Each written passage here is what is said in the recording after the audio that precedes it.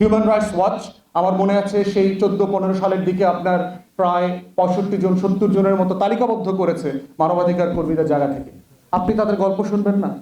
এবং পুলিশের fix doctor ছিল, নিটাপিং করে এই ছেলেটাকে থানায় নিয়ে একেবারে চেয়ারের উপরে টেবিলের উপরে বসায় পাটা কেটে দিয়ে আসতো। ফিক্স ডক্টর ছিল এই আওয়ামী রেজিমের সময়। ওই ডক্টরকে ধৈরা আইনা তদন্ত কমিশনে জিজ্ঞেস করতে হবে না তোর কোন বাপ তোর বেতনের টাকা দেয়, কোন বাপের অর্ডারে তুই ওর পাও কাটলি?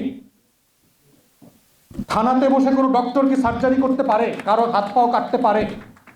তাহলে এই গল্পটা ওই ওই ওই অসুস্থ ছেলেটা, ওই পঙ্গু ছেলেটা কার কাছে বলবে, কোথায় গিয়ে বলবে? সে তো রাষ্ট্রের কাছে একটা অভিযোগ দিতে চায়।